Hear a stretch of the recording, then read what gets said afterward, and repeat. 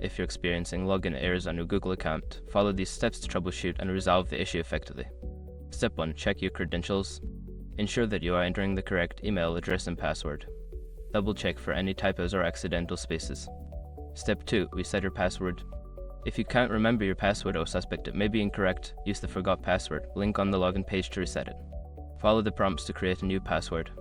Step 3. Clear browser cache and cookies.